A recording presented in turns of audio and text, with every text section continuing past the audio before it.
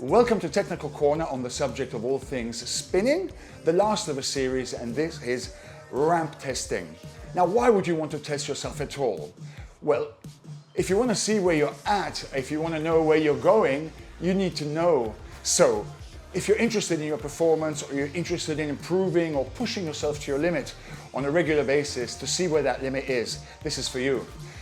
We start at a nice low level and then we ramp up until we can no longer ramp.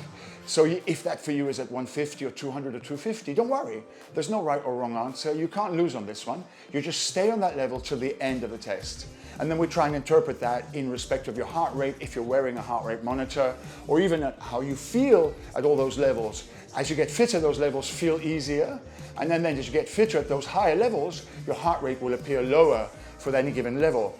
Now, for those of you who are super fit, if starting at 50 and finishing at 350 starts to feel a bit too easy on the last level at 350, start on 100 and finish at 400. A very small minority will be even fitter than that and start at 150 and finish at 450 for that final minute. But those of you are beasts or, really elite level riders. But for most normal humans, starting at 50 and finishing 350 is fine. And then we can just see how our heart rate responds to that. Let's begin with the warm-up. Double speed. If you've just dropped straight in from doing one of my boogie bike level 3 hard classes and you're drilling down here, you're already warm. So you can go straight ahead to when we slow down to 88 RPM at the beginning of the ramp test. Now, why did we choose 88 RPM, you say?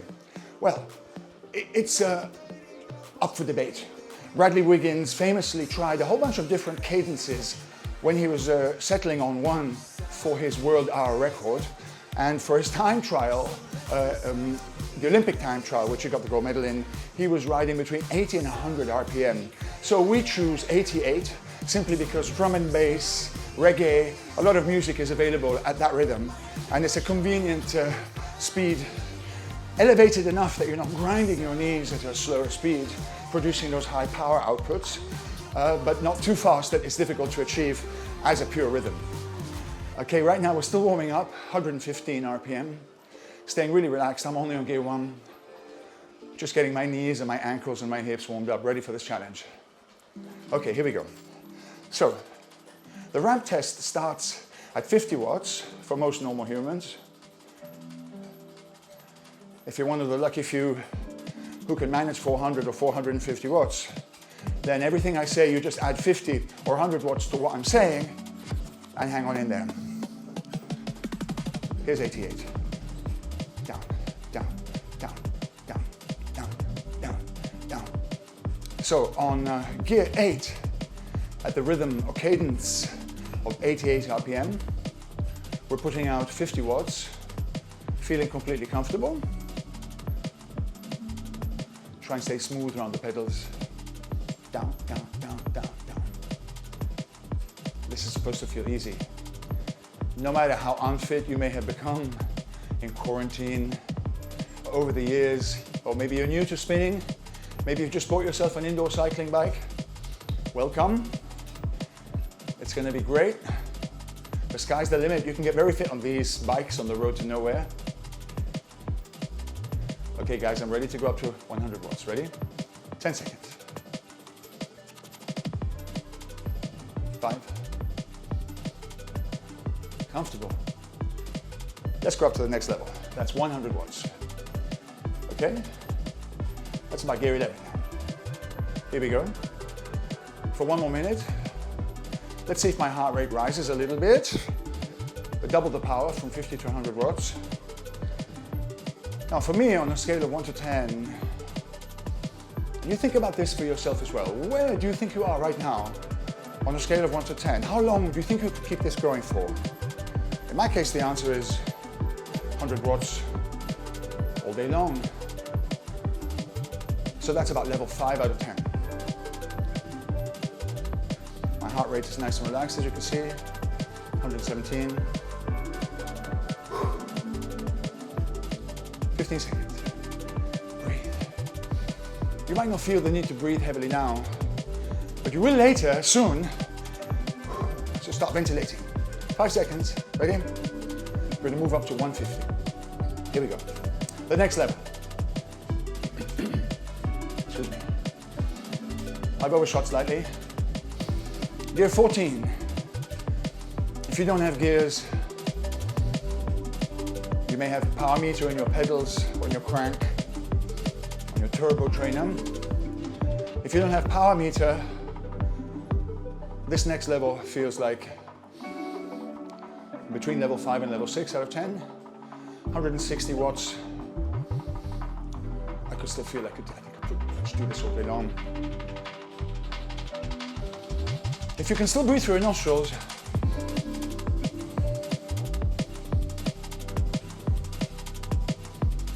you're still in a very comfortable aerobic position, at an aerobic level. 10 seconds, we'll start getting a little less comfortable. 5. Okay guys, now if you can't hold 200, don't worry. Stay on 150, otherwise, let's go, 200. Okay.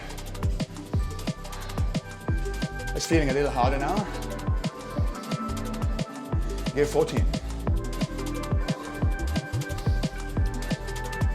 Just under 200. Just need to tweak the gear slightly there. There we go. It's too much. There we go. Comfortable. Okay, so for just above 200 watts at this cadence, I'm feeling pretty good on a scale of 1 to 10. For me, this is about 6 or 7 now. The low end of 7.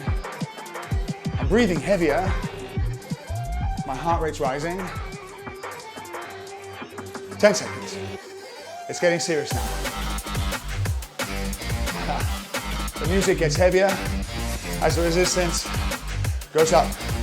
250 watts. Can you hold this next level? Now, if you could only hold 200 earlier, barely, you're worried about your ability to hold 200, thinking I could never do 250, don't worry. Stay on 200. But if you're on 250 now, you've got to stay on 250 till the end of this challenge. Come on. Woo. Breathe. Breathe. Breathe. Down, down, down. Oh yeah. Stay on it. All right. Nice. 10, 9, 8, 7, 6, 5, 4. Are you ready for 300? Do you want to start suffering? Let's go. 300. All right. Woo. This is no longer easy. To me, 300 now feels like level 8 out of 10.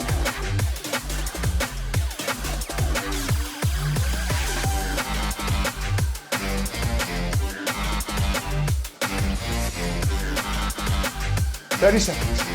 I'm breathing heavily, talking less. Woo. Breathe. One more level to go. 20 seconds. Ah, this is getting painful. Breathe. Breathe. Okay, guys. 10 seconds to one more level. All right. 5, 4, 3, 2. Let's go. 350. Whew. Get stuck in.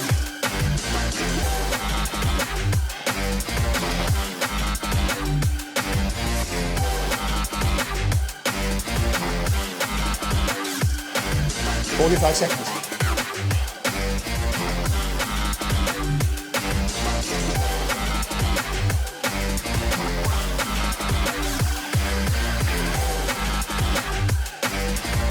"30 seconds on the limit. Woo.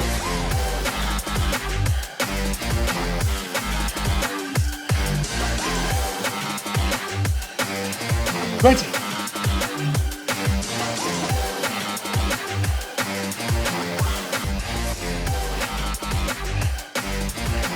10.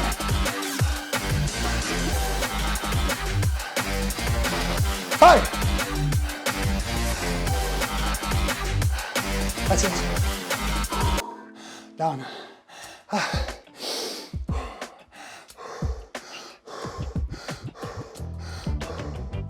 recover. Good job. That's supposed to hurt. Keep moving. 88. 88. Same rhythm.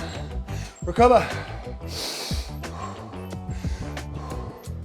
Good job. Well, that's supposed to hurt. Have I said that already? Recover.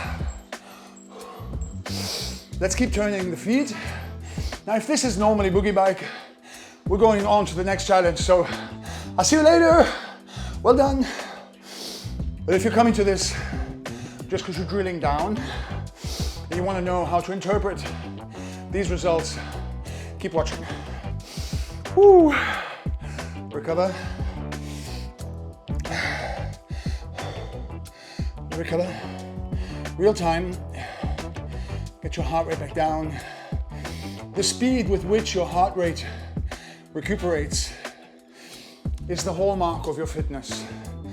Because in cycling, as in so many other sports, the ability to go hard, recover, recuperate, and go hard again, recover, go hard, recover, hill, downhill, uphill, downhill, for example, or on the flat, attack, hide behind shadow of somebody else riding, attack at the front, hide behind, or even you're taking a turn at the front. You have to learn how to go hard and how to recover.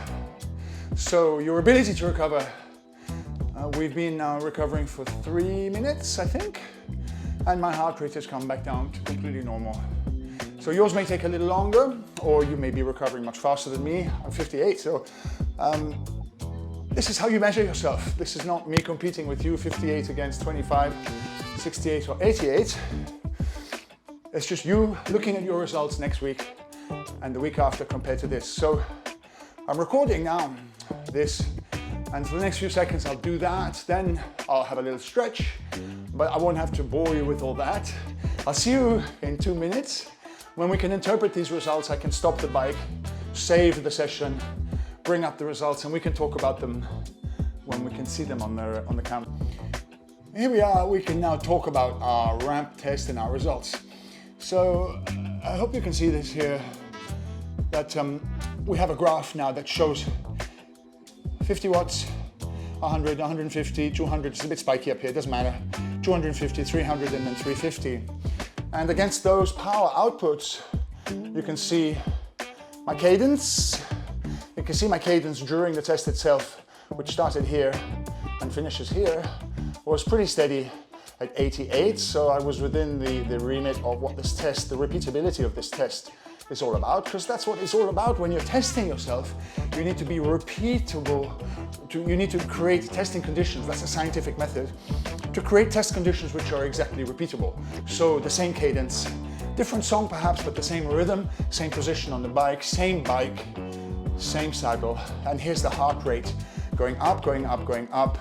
And you can see what the peak heart rate was there at the peak power output of 135. It says here somewhere, average heart rate and peak heart rate. You can read that from the graph. But this basically gives you an awful lot of information about your current fitness status and where you want to take it from next. And that's what it's all about. Measuring, analyzing, assessing your performance, trying to improve, trying to be a better version of your cycling self. I hope you enjoyed that. I hope you got something useful from this. I'll see you next time. Stay sane, stay fit. Lots of love. Bye.